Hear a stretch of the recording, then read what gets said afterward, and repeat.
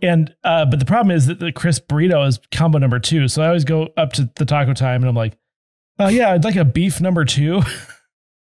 It just sounds so bad. Yeah, I'll have the beef number 2. Yeah, I do typically afterward. Welcome to Namely 90s. Wow.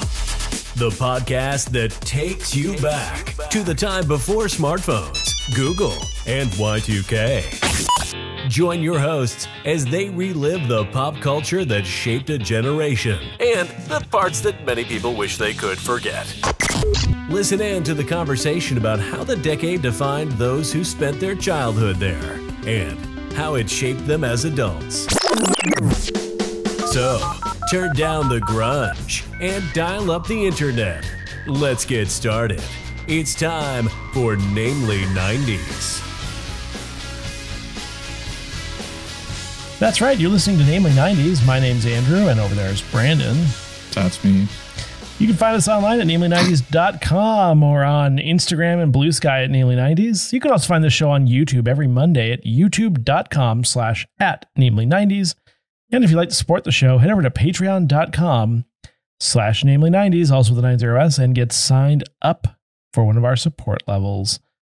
Ooh, boy, that's hard. I'm already falling into the food coma. Oh, good. Yeah, you're welcome for that. Yeah. You know, you said you went to Taco Time, but I was like, I saw that they have a Cheez-It tostada at Taco Bell right now. I'm like, that doesn't look good. Of course it doesn't, but the Taco Bell's like, our food's already borderline gross, so here's something grosser, but only for a limited time.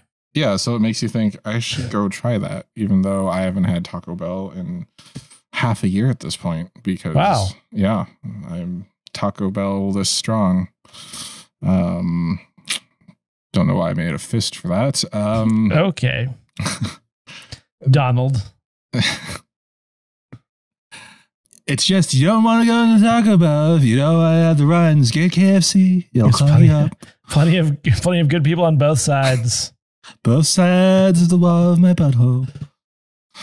The war. My favorite thing, by the way, is that like I was driving down the road and I saw a truck that said Four Seasons Landscaping on it. I was like, oh, is that where Donald Trump is holding a press conference in 5 minutes in front of this truck? Awesome. Dumbass. I do love the fact that they just went with it, though. They're like, this is not right. They just went with it. Well, I mean, yeah, they were already booked. You might as well just do it. At what point, if you are a nursery or landscaping business, do you think to yourself, why are these people trying to schedule a press conference outside? Well, and it's the same thing as like everything, like every dry cleaner and taxi company is named like AA #1 taxi company. So it's like the first thing in the phone book. Mm-hmm. So like the landscaping business is using the Four Seasons name so that people looking for hotels accidentally buy landscaping. Yeah, right. That's what's happening. It's like, I wanted a room, but I got a backyard. So weird. Yeah. SEO is a weird thing, isn't it? Speaking of, I should have written down what I was going to talk about. I honestly don't remember. I said I will save this for the chit chat portion, and I do not remember what I was going to talk about. Okay. Congratulations, Andrew. This is your fault. You're welcome. Let's see. 90s things. Oh, did you hear Evangeline Lilly has retired from acting today? Don't know who that is. She was on Lost, and she's Mrs. She was like the main female lead. Yeah, Kate Sawyer. I want to say. Or no, Sawyer was a love interest, wasn't it? Did her hair ever dry? I feel like her hair was always wet. It was always wet, and that carried into her MCU roles, I feel like, until she cut it short. Apparently, Giancarlo Esposito is going to be doing some sort of MCU thing. Yeah, he's going to be in the new Captain America movie with... I'm assuming he'll be a villain? Yes, opposite Harrison Ford, who may also be a villain. Who may be dead by then, is what you meant to say. Well, so Harrison Ford's already shot the movie. They've already shot the movie, but now they're retweaking it, which is not a good sign. And adding Giancarlo Esposito in at this point in production, which is after filming. So this is reshoots that they're adding in a whole new villain and a subplot. Which they're also doing for the Daredevil series. They scrapped it twice already and are like they started shooting and they're like, this isn't good. We need to go back to the writer's room and change it completely. You know how Disney has the Disney vault? They need an MCU vault, but then they never let anything out of it.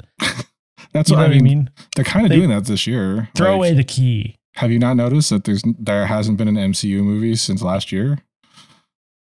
True. Consequently, I am looking forward to the third Knives Out installment. The cast is looking pretty good. I thought you were making a Deadpool and Wolverine joke there with the knives. No. It's the cast is coming together.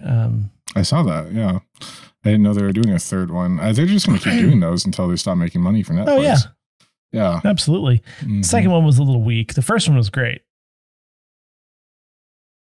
But the cast on the third one looks pretty good, so we'll see. Jeremy Renner, Josh Brolin. These are all MCU actors, by the way. Sure. Robert Downey Jr. Yeah. It's just the cast list Don for Cheadle. Endgame. Yeah. Yeah. Evangeline Lilly comes back from. There's also like a new movie with. It's going to be in theaters, but it's from Apple, and it has Brad Pitt and George Clooney again. Oh, that's good. It's interesting. It doesn't look great though. Interesting. Yeah. Anyway, you should check it out after this. Well, I mean, there was like that George Clooney, Sandra Bullock film or Julia Roberts film that it just came out a few years ago. That was like, eh. The problem is it felt like a cheap impression of a Steven Soderbergh movie, which it isn't one because he's not doing it. Mm-hmm. But I while watching the trailer, looked up who the director was, expecting it to be him, and it wasn't. Because you're like, why is Brad Pitt eating in every clip in this trailer? Yeah. Just shoving things into his face. I might watch it, but it didn't look good. God, what was it? I knew I should have written down. Like I had a whole 10-minute tirade. Just lost it. And what's the deal with airline food? Yeah, and I didn't even tell you what the topic was. Good job. Yep, great. Let's just sit here in dead silence until you remember. For 3 more minutes, yeah. No, it's just... yeah, we talked about food too much, and then I said something about Taco Bell with the Cheez-Its and the Crunchwrap and the tostada, and the tater fries. Tater fries. Yeah, no, I don't. This bodes well for the episode. So there's something weird about Taco Time in the fact that the meat is like mincemeat. Yeah, that's why I kind of like it. Which reminds me of the term force meat, which is the most disgusting culinary term ever devised. Well, I think it means you like puree the meat and then force it through some sort of a sieve. Ew. Like Spam is a force meat. Is it? I thought it was a reconstituted. I just heard a term for it. I thought it was like bologna, and that it's a recongealed meat. No, You know, I think I might be wrong. Force meat would be things used in pâtés, terrines, sausages, and fillings for ravioli and wontons or quenelles. That makes sense. Because you want it to be as smooth of a paste as possible. Ooh, straight force meat. Ugh. That would just be a pâté, wouldn't it? Liver force meat. You're listening to Namely Force Meat. I made I've been trying to expand my horizons, and I have friends that are vegetarian and vegan, and I've been getting into making gyoza like once a month lately, but it's been pork gyoza, the Japanese pot stickers. And, I'll make a batch of like 80, flash freeze them, and then just make a few at a time throughout the month. But I was like, I should try to make a vegetarian version, a vegan version, in case I have those friends over. And so I tried doing that. I hunted down some king oyster mushrooms, or king trumpet mushrooms, and shiitake. You can get at Costco. That was fine, but it was like the king trumpets, I had to ask my restaurant friends who get them so they can make vegan scallops with them, to just like, hey, give me 5 ounces. I just want to try this recipe out. And instead of like taking my time and chopping everything up and making the filling, I was like, I'm just going to throw it all in the food processor, because that's what I do with the filling for the other thing now, because it's meat, so it coagulates and gets all meat-like and firm when you're wrapping the dumpling. But then, there's also tofu in this recipe, which I had pressed, but it's still liquidy. So by the end of this mixture, it was like just a puree. It was just a puree. It was a vegan force meat. You made a vegan force meat. I made vegan force meat, essentially, except I didn't put it through a or what do they call it now? A fine mesh strainer. Chinois? Yeah, that's offensive. Chinois? Yep. It's French. It's French for pointy Chinese hat. Oh, really? Yeah. What are they? They all just smoke and eating baguettes over there. I believe the chin is short for Chinese. Oh, yeah. Well, fine mesh strainer. Yeah, or conical. It's conical fine mesh strainer. There's some long word for it, because it is different than just a regular fine mesh strainer. Anyway, I was trying to make this gyoza with the not thick enough filling, and it was just like trying to firmly wrap a liquid in a pouch. But yeah, there's something about a guy who went into Chipotle and just kept like asking for beans, but just the water in his burrito, and then just kept asking for more, and then asked the guy to like roll it. Exactly. It was kind of like that. So next time I will know to chop everything by hand and mix it together instead of kind of have that texture. Yeah. I assumed after mixing everything together and then the starch, and then in the cooking process, it would firm up. Well, there you have it. That concludes Namely Force Meats. And Force Meat 90s. Now we can move into the episode Force Meat 90s. Yeah. Ugh, nasty. Yeah. Well, since you were just problematic by bringing up a chinois, I found an article relating to uses of chinois in 90s. I've said it 3 times now. It's just if French words feel nice to say, even though they're racist and offensive. Still the accepted term for that, though, isn't it? No. And it is if you have an old school chef that's like also problematic. Like, true. But if you go to culinary school, they do not call it a chinois now. God damn it. I said it again. And you have taken the Lord's name in vain. So, yep. So now I've offended all of our listeners across the spectrum. I found a recent article from Screen Rant, called 8 Beloved 90s TV Shows That Are Seen as Problematic Now. I think you mentioned this like an episode or 2 ago, Married with Children. We have Ted Bundy. Is his name Al Bundy? Al Bundy. And we have Tim Allen from Home Improvement. Was his name just Tim Allen? Tim Toolman Taylor. That's what it was. Tim Taylor. Yeah. Okay. So I thought we'd just go through this list and be reminded of 8. You may have some thoughts on this because I know one of your favorite shows is on this list. Or at least someone we know's favorite shows. I don't know. Starting at 8, Married with Children from 1987 to 1997. It says, I mean, to be fair, the only episode we watch that I've watched is The one where they're like talking to a phone sex operator. And that was later. That was later in the series. But like to me, that's the whole series. Anyway, sorry, go on. No, you're right. That is the whole series. It says in the post-war era, U.S. sitcoms attempted to reinforce family values, and Married with Children was pushing back on this. You had Al and Peggy, the husband and wife. They have a horrible marriage that borders on verbally abusive throughout the show, and their two children are ridiculous caricatures of their familial roles and treat each other with contempt. However, it was an enormously popular sitcom. It ran for 10 years, 10 seasons. And I'd like to point out, it started 40 years after the war ended. Like, let's chill out with the... Well, yeah, but this was coming off of like the 80s was peak. Family Ties,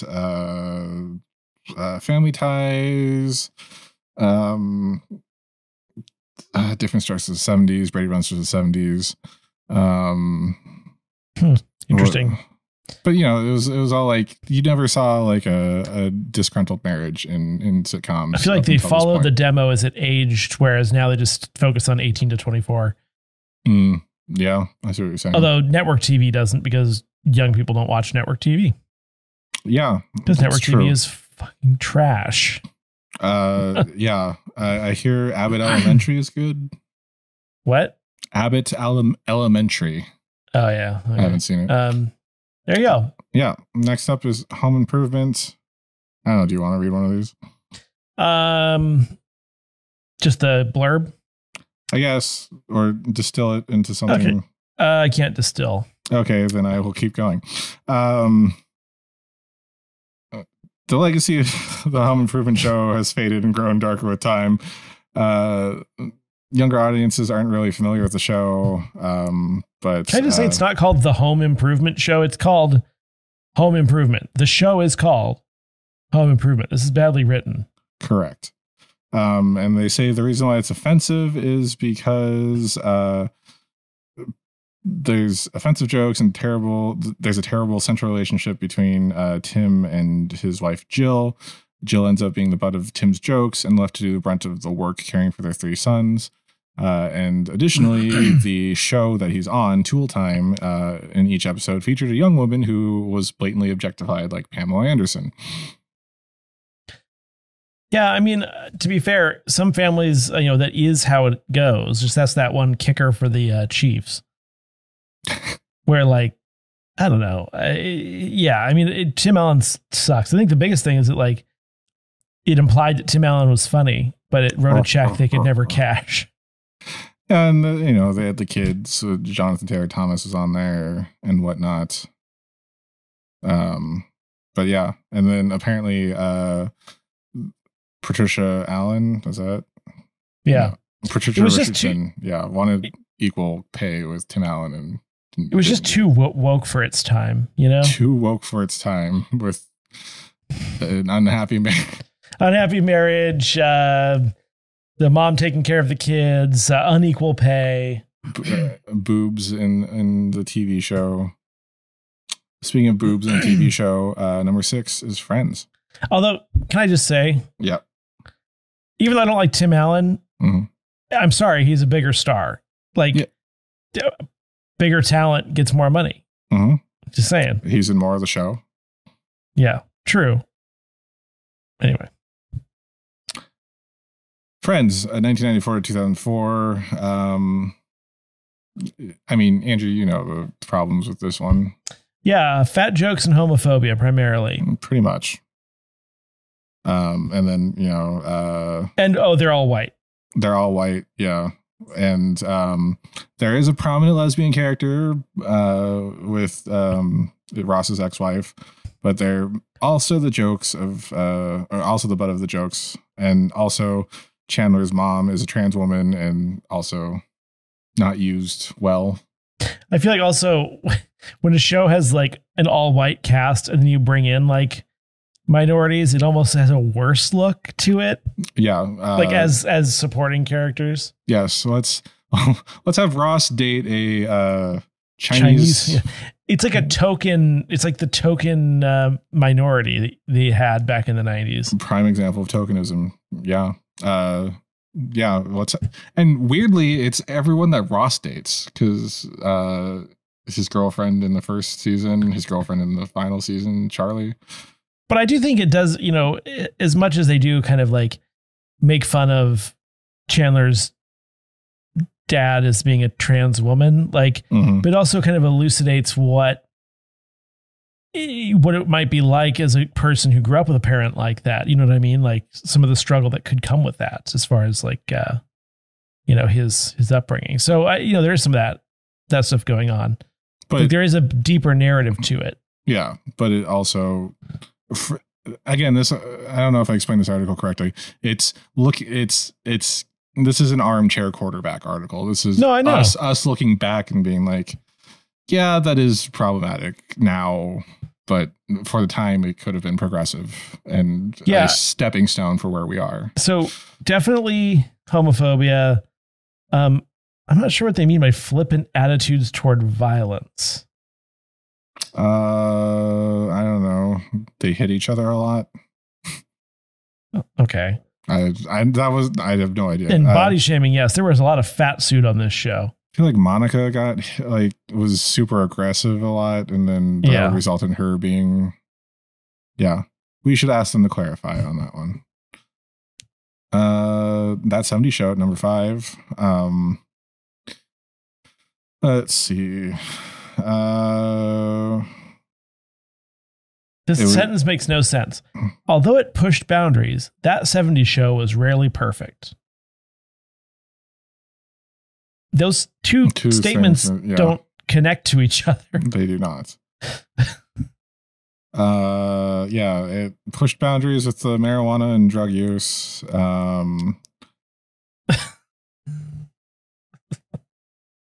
Are you looking at the line that says, however, it isn't the teen drug use that's uncomfortable to witness when looking back on the show? No, it's just like, who wrote this? Oh, these are Screen Rant's a terrible website. Mary Castle. This is bad. Yeah, it is. This is bad. Do you want to take it? No, I'm just saying, like, I don't deny that these shows had problems, but it's like, they also used naughty language. It's like, it's like too much, They depicted children using drugs. Cut to Euphoria. Obviously Fez is a problematic character, the foreign exchange student who's treated as a stereotype, and then the other's behavior towards him. I would say his own behavior towards women. I'm pretty sure there's a lot of assault going on. He's also named after a hat. Yep. That would be a brief example of the show's racism. And then just as a kicker, the gay character Buddy, played by Joseph Gordon-Levitt, is played for laughs and made fun of in one episode in season 1 or 2. Wait, is this the line you were mentioning where it says, However, it isn't that teen drug use that's uncomfortable to witness. When looking back on the show, yeah. Oh, I see I get it now. Okay. It's weirdly, yeah. But yeah. Wordly weirded, yes.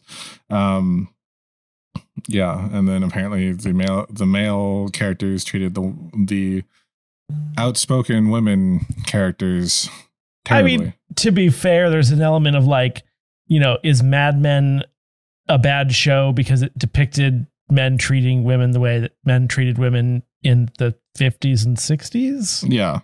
Like obviously it's a more serious show, but it's like kind of an argument. Yeah. Yeah. And again, we're looking back at it with our modern lenses. Was it really, from a 90s perspective, was it? Who needs modern lenses when you can have racism LASIK? We should sell that to conservatives. Speaking of more dramatic shows, we have Dawson's Creek, a teen drama from 1998 to 2003. Tagline here is Dawson's problematic treatment of women and Jen's characterization have not aged well. Yeah, James Vanderbeek Dawson is the titular character, and many plots revolved around him being the nice guy, in air quotes, that he thought he was, only to say something incredibly sexist to I'm sorry, did you Jen. say titular? Yes. Thank you. I was wearing a blazer. Yeah, so he would say he'd be a nice guy and then say something sexist to Jen, Joey, or other female characters. Jen was promoted as promiscuous and a charlatan because she slept with multiple people over the course of the show, because she was trying to find herself, and she was condemned for it. Pretty sure she dies from it. And then they say on the positive end of the spectrum, Jack was an openly gay character, but his plot lines weren't handled well. At number 3, we have Single Female Lawyer from 1997 to 2002. Ally McBeal. Allie's workplace relationships and dynamics are unprofessional, unbelievable, and undeniably sexist. That's a show I couldn't be less interested in ever watching a single minute of. I mean, I like Calista Flockhart, and like I like this cast, but yeah, I wouldn't. It doesn't interest me either.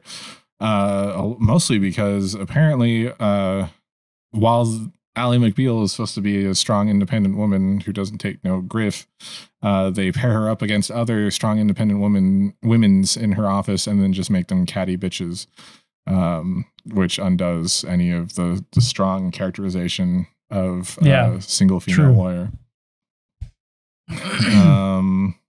Sex and the City, 1998, 2004. I don't really think you need to like justify this one. The character of Samantha, full stop. The character of Carrie, full stop. Yeah. But in bold, the person writing this has never been laid. Just saying, like, this is it's so bad. Each of the 4 central women in Sex and the City had their issues and were unapologetically themselves, even if they owed others an apology. They were all rich, white, and incredibly privileged, to the point that Sex and the City became a fantasy rather than a real exploration of life in the late 90s and early 2000s in New York City. What if the show is about rich, white, privileged people? Like, what if that's the concept of the show? It is the concept of the show. Okay. But like, what they're just like 2 rich white chicks and like a homeless black woman like that. It's just, I'm sorry. Again, this is looking back on it from I know. Our woke lenses. And then finally at number 1, somehow it's Everybody Loves Raymond.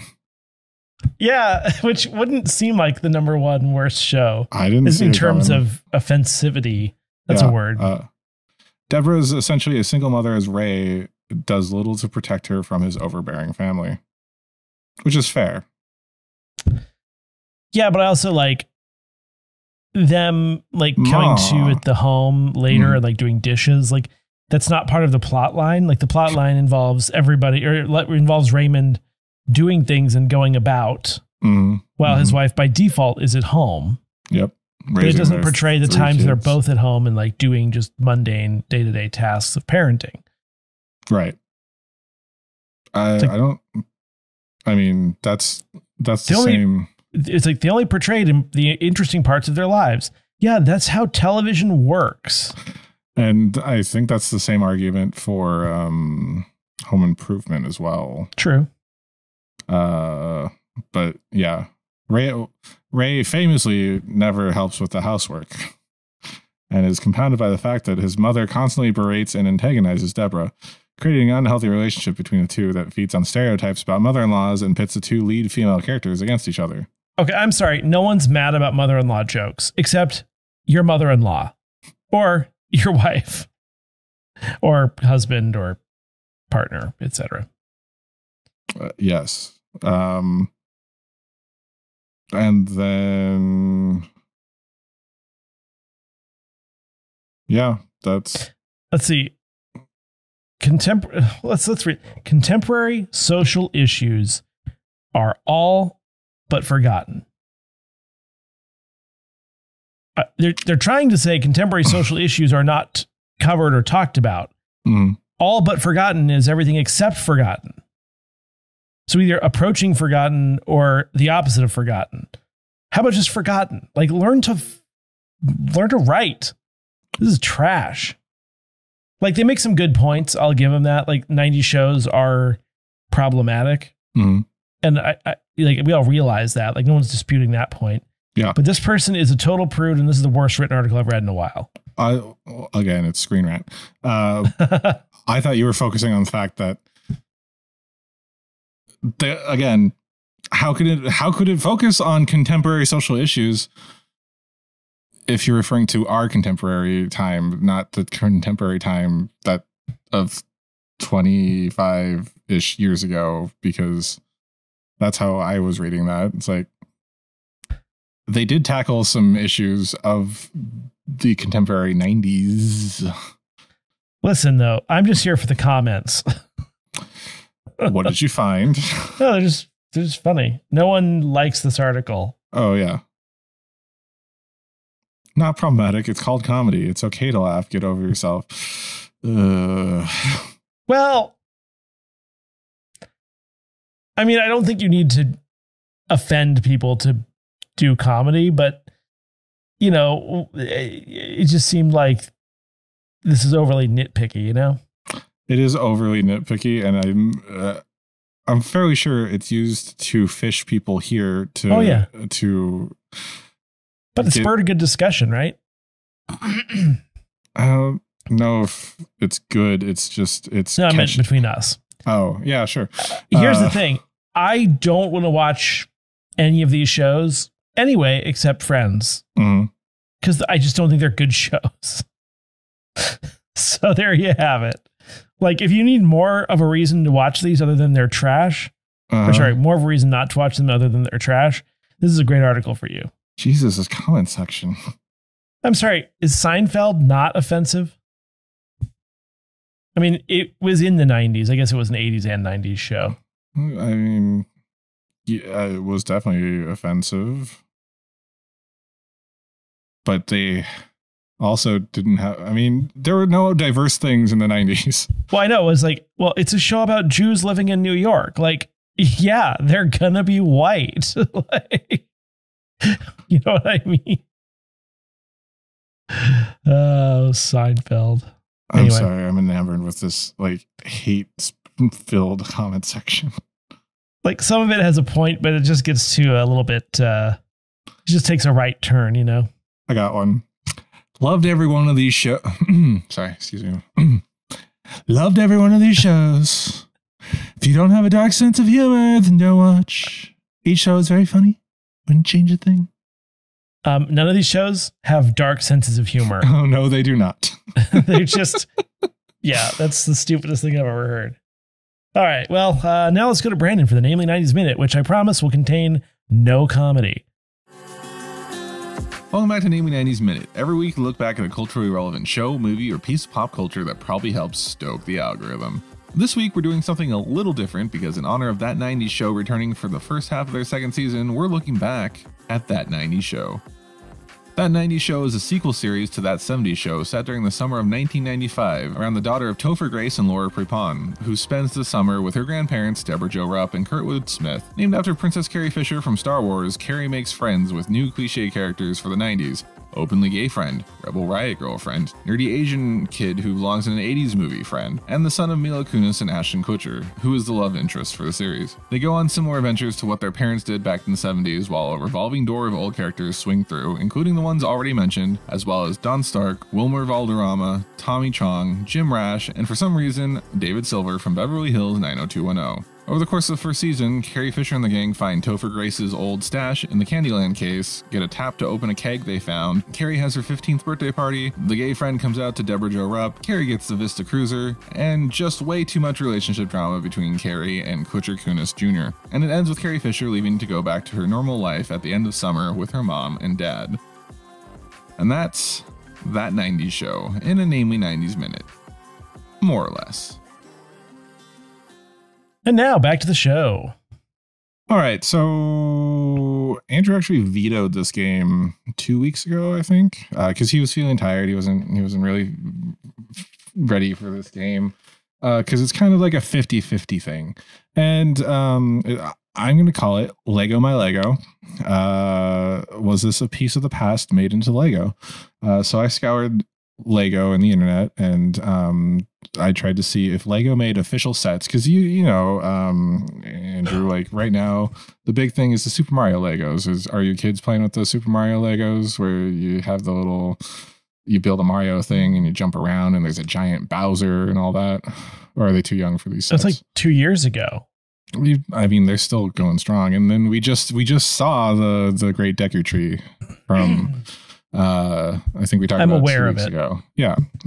So I was like, what 90s nostalgia, more or less, did they turn into these sets? And you had a really good point. It's a toss-up. It's a 50-50. Did they make it or not? So I have a random number generator, or a coin flipping generator on Google. I have the Flip a Coin app on Google right now. And I thought we should just see if you can beat the computer at whether these are Lego sets or not. Okay. Does that sound like a more fair? Sure. Okay. I'm going to say heads is yes. Tails is no. I gave you the example of Super Mario is something that they turned into Lego. I'm going to be reading you proper descriptions of Lego sets and some details that I decided to throw in as well. Okay. All right.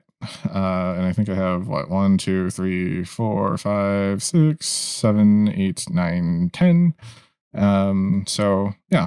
I'm just gonna, the first flip was heads. So they're already locked in with yes, but the first Lego set is Young Simba the Lion King.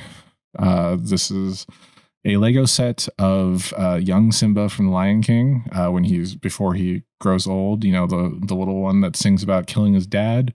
And it's a 11.5 foot or inch tall 3D model made out of Legos of Simba. I'm going to say this exists. Andrew, you're correct. So you and the computer are tied 1-1. Well done. See, it's easy. How you thought you figured it out? How did you figure it out? 11.5 is an oddly specific number for something that you pull out of your ass.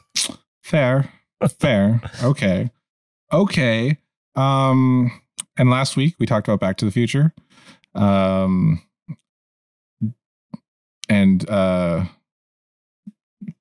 This is a Back to the Future Part 2 hoverboard playset. It's the Hill Valley from 2015, where he's riding around the hoverboards. You probably remember the scene.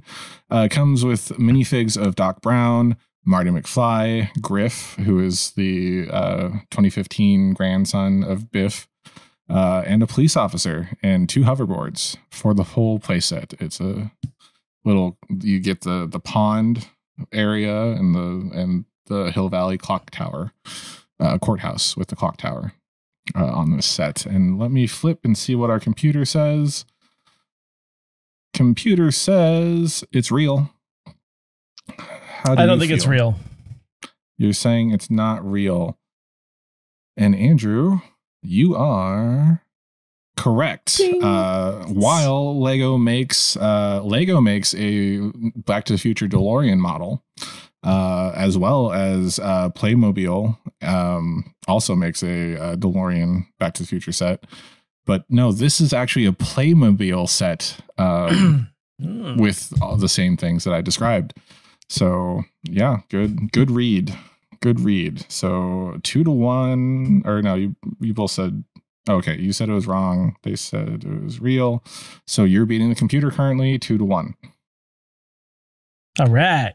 Next up, we have the Star Trek Enterprise, NCC 1701, TOS era. Sorry, I forgot that I was just doing 90s stuff, but I watched a lot of Star Trek when I was a kid. So, what does TOS stand for?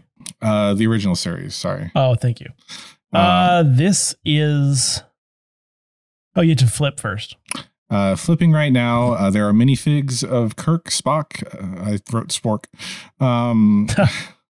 Kirk, Spock, Uhura, Dr. McCoy, Sulu, Scotty, and Chekhov. And it's a model of the Enterprise. I didn't include the dimensions. Sorry, I was specific on the other one. But it's about yay big. The computer said yes again. Well, how do you feel? What do you think? I believe it's real. Final answer? Yes. Sorry, that's incorrect. It is real, but it's made by Playmobil, not Lego again. So damn Europeans. Fortunately for you, you still are 2-1 right against computer. Yes. Yep. So lucked out there. You're still in the lead. Next up, let's class it up a bit. Let's be a little bit more modern. The apartments from Friends. You know that they made the Central Perk Cafe, released it just before the pandemic came out. It's a big craze. Everyone picked it up. It was one of the first Lego sets for adults with the diorama of Central Perk. But I'm asking you, did they make a second Friends Lego set of the two apartments with the hall in between, featuring minifigs of Ross, Rachel, Chandler, Monica, Phoebe, Joey, and Janice? I think yes. Yes. Are you sure? Mm-hmm. The computer also said yes. I can't tell if this is just a bad coin flip or like certainly not 50-50. Not at this point, no. Yeah, so computer said yes, you said yes. Final answer? Yep. All right, you are correct. Was it released around the time of the reunion? I think it was, yeah. Yeah. How did you? That's just my guess. If they're going to release if you're going to do it, you're going to do it when the reunion happens. But I mean, Central Perk was around that time too. It came after the Central Perk one.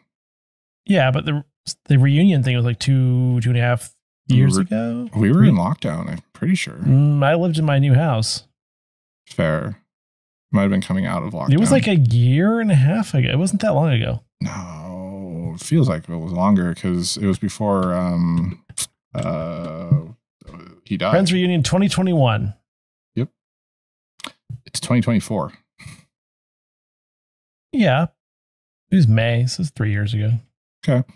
Following that apartment trend, we have the Seinfeld apartment. You watched one episode of Seinfeld. Do you think that apartment's memorable enough to be made into a Lego set, Andrew? So the thing is, I want to say no, but I feel like you're now leading me astray. But you could be trying to lead me astray from the answer that I think is right. So I'm going to say no. It features minifigs of Jerry, Elaine, George, Kramer, and Newman, and a additional mini stage for Jerry to do his little intro comedy bit on. What does the coin say? But I say no. The coin flipped to tails. You said no. Computer said no. This is real. They did the Seinfeld apartment. Yeah. But I'm still beating the computer. Yeah, because the computer sided with you for this one.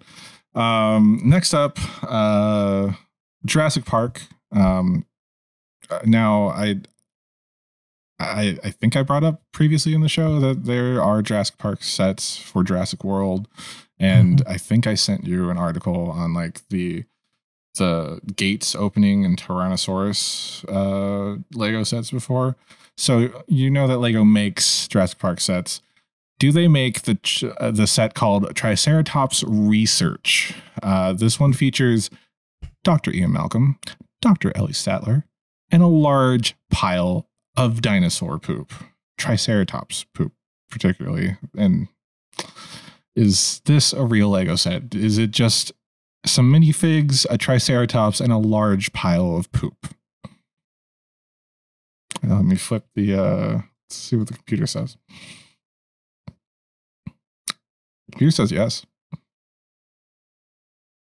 Would Lego sell your children poop? I'm going to go yes, because I feel like there's an opportunity to include a Jeep in the set. There's not a Jeep in the set. Oh. Are you sticking with a yes? Yeah. Same as the computer. So you're both right. This is real. Lego is selling Lego poop to your children. I'll send you the photo of this one after the episode. Next up, we have Disney's Hocus Pocus Sanderson Sisters Cottage.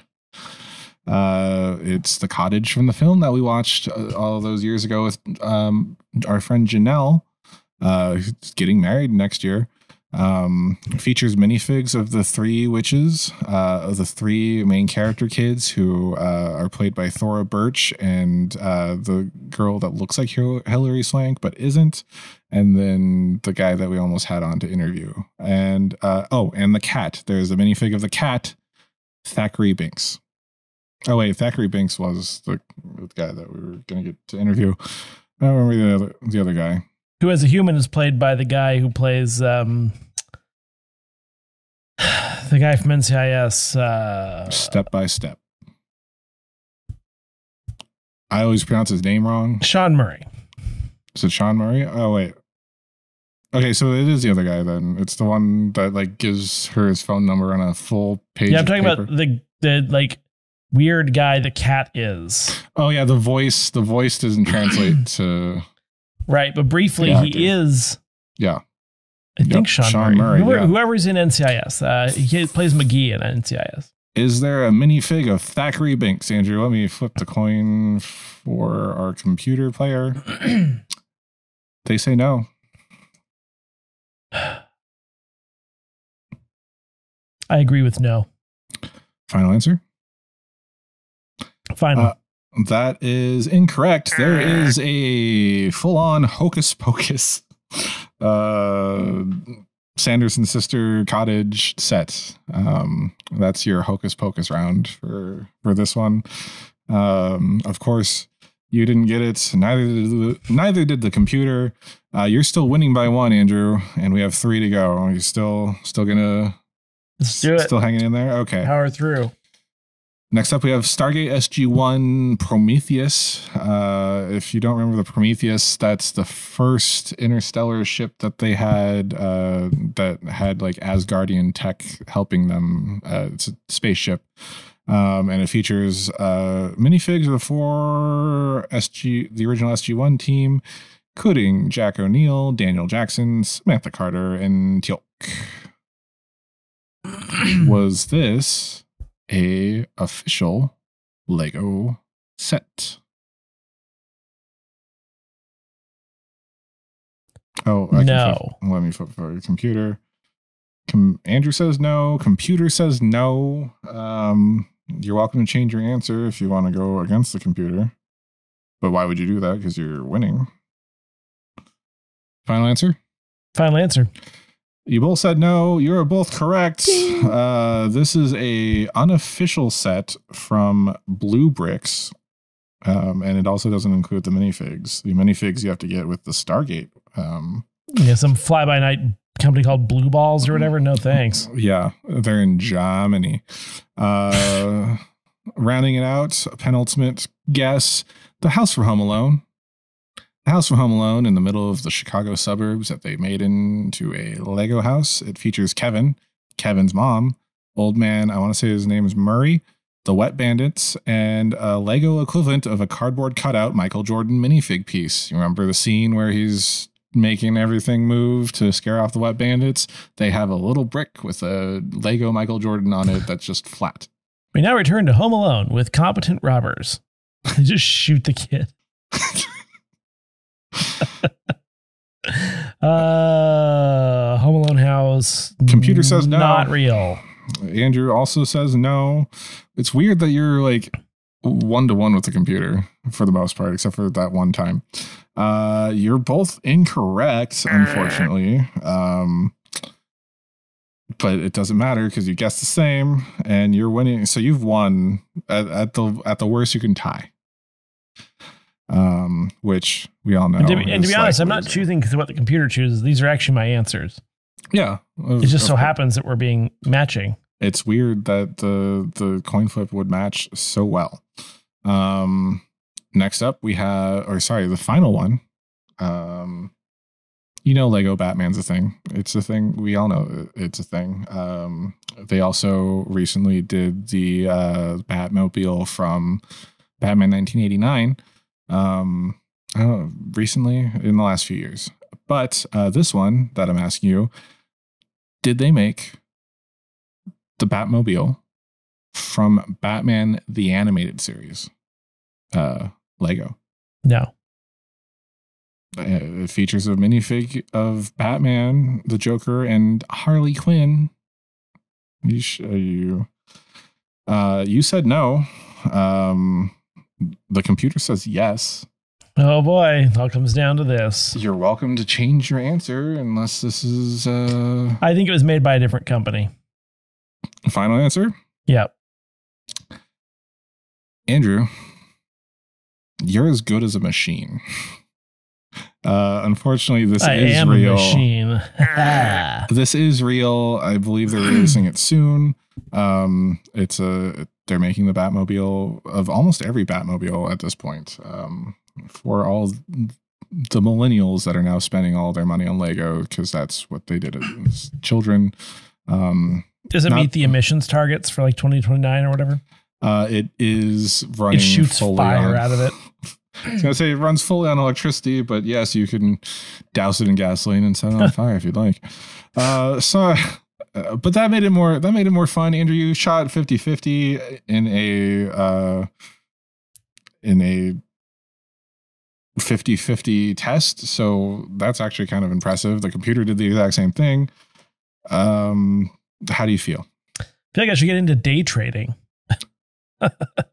So that you break even every time? Yeah. All right. Hit me. Is there any Lego set from this list that you're going to pick up now that you know that it exists? No, I don't need more crap in my house. I'm trying to move. Fair. Well, that's it for this week's edition of Namely 90s. Remember, you can find new episodes out every Monday. And it's on Bluesky, Instagram, and YouTube at Namely90s with 90s. And tell us what Lego sets you want to build with us on future episodes.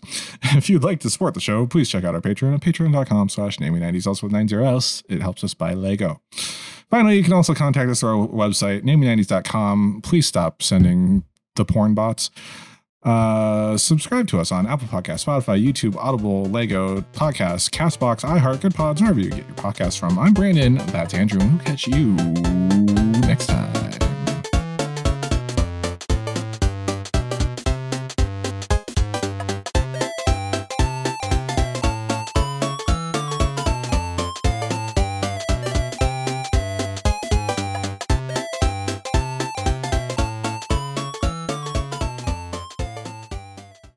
BRB, I need to turn off the porn bots.